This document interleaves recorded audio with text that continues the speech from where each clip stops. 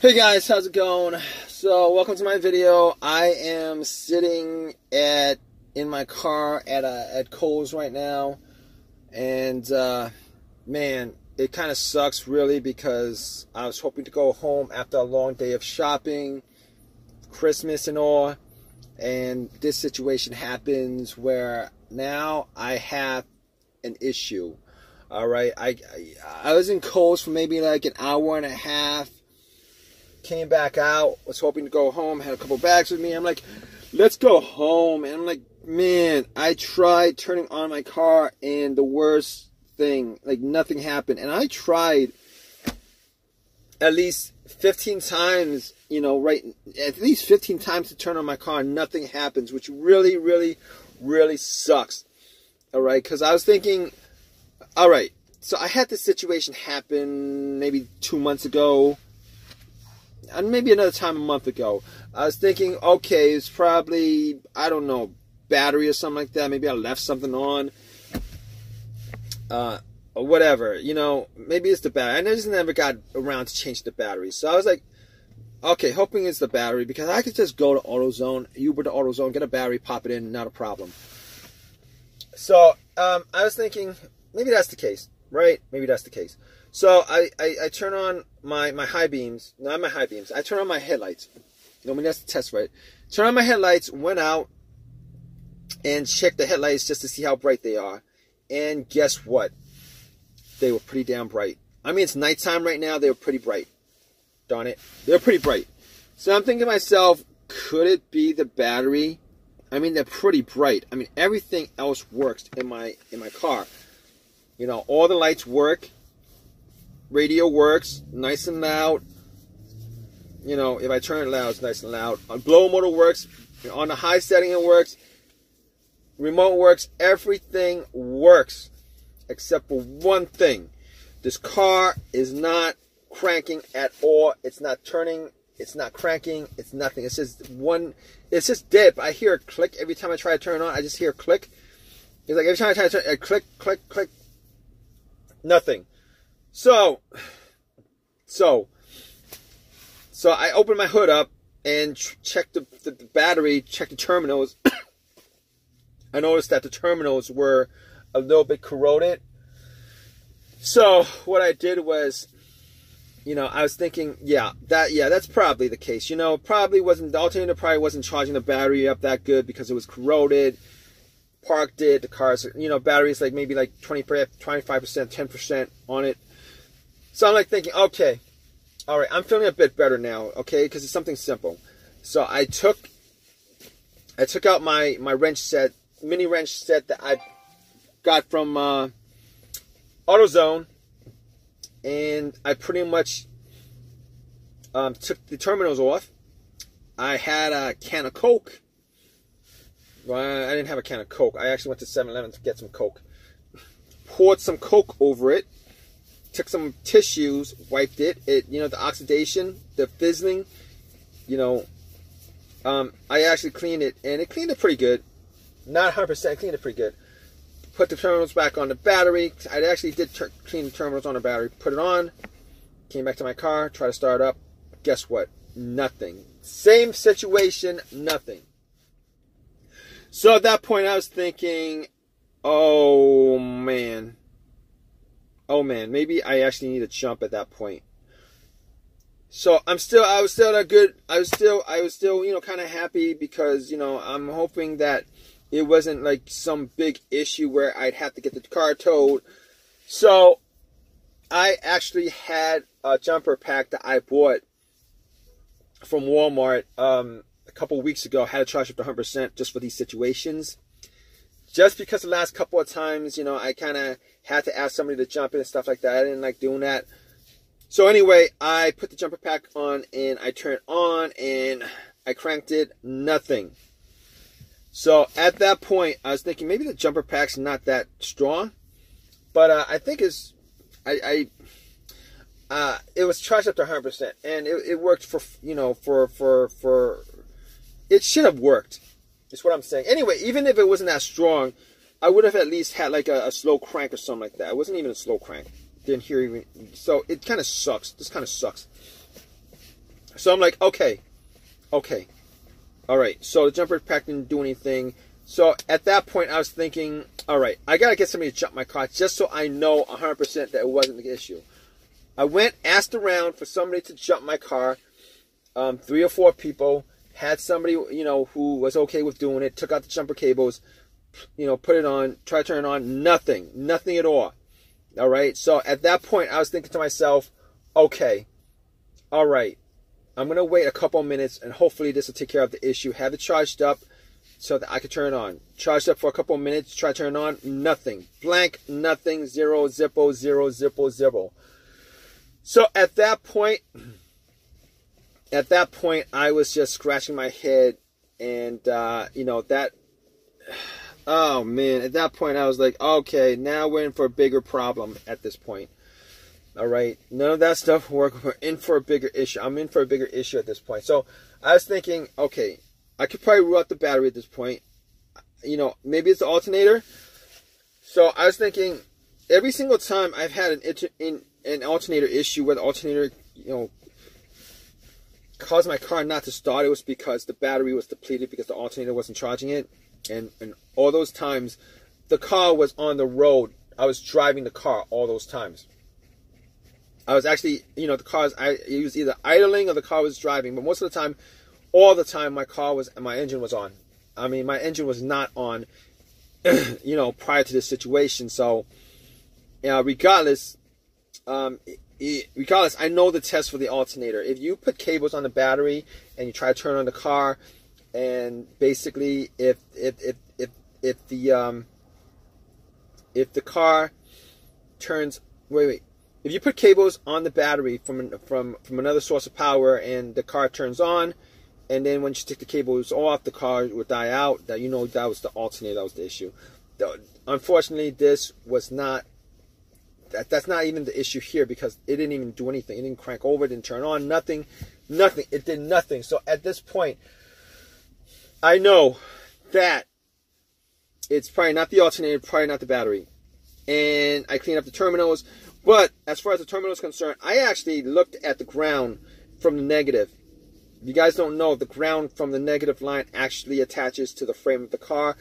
I was looking at it, trying to see if there's any kind of corrosion. I did end up, you know, splashing some Coke on it, have it fizzled up and stuff like that. Maybe, you know, if that was the problem, it would solve it. I tried to turn on my car, nothing happened. So none of that stuff happened. It sucks. None of that stuff happened. It didn't turn on my car. And I'm like, okay, it's kind of cold out. So I got back in my car. I was YouTubing a lot of stuff, Googling a lot of stuff.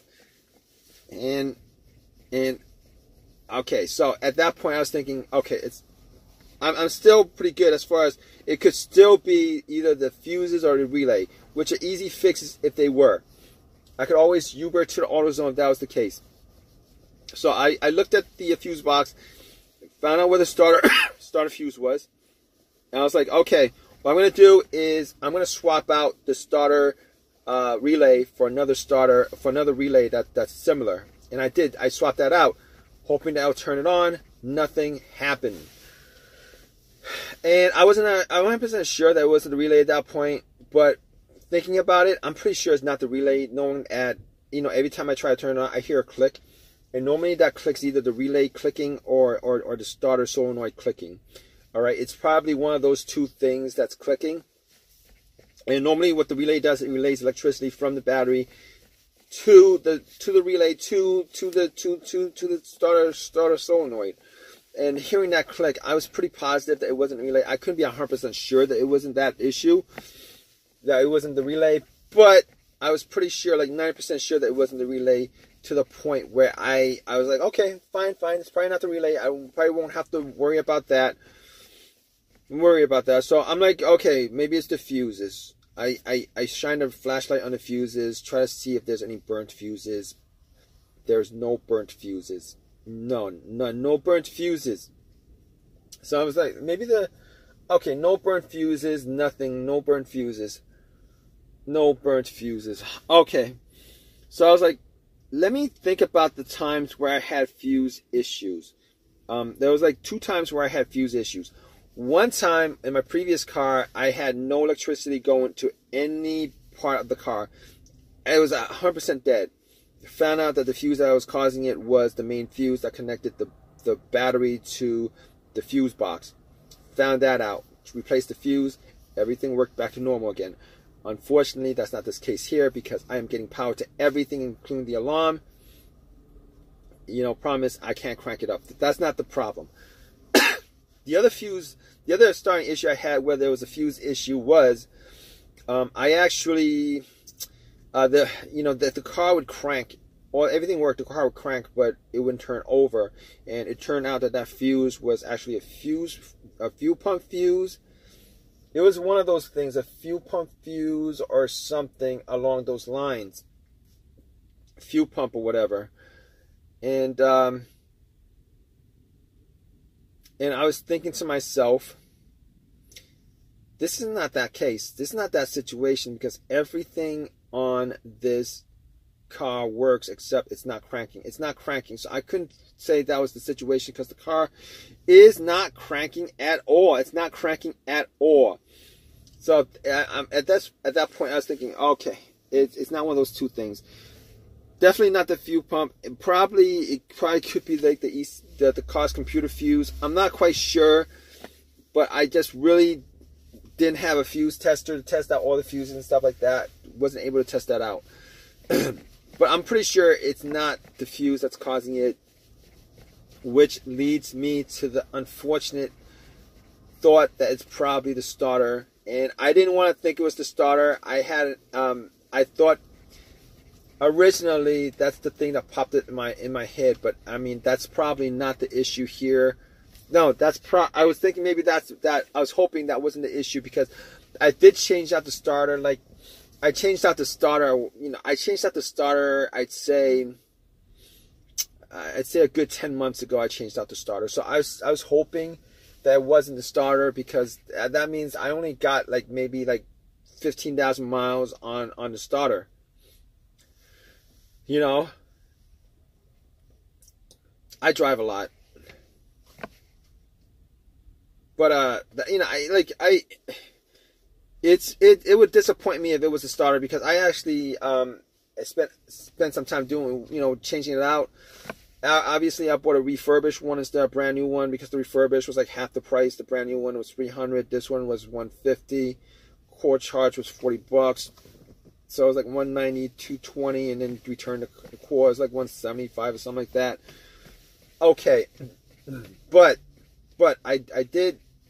Somebody did tell me about refurbished starters. That if you actually buy a refurbished starter, you're actually buying majority of the starter is actually used, meaning that they don't actually replace most of the parts on it. They only replace the parts that are broken, that made the starter not work, that made the starter not working. So I was like, oh man. I mean, I've had issues with alternators where I've bought refurbished alternators and they went out on me within like 6 months or whatever. But I was hoping this wasn't the case. Right now, I'm actually waiting for AAA to tow my car right now. And I thought I'd do this video for you guys if you guys are in the same situation.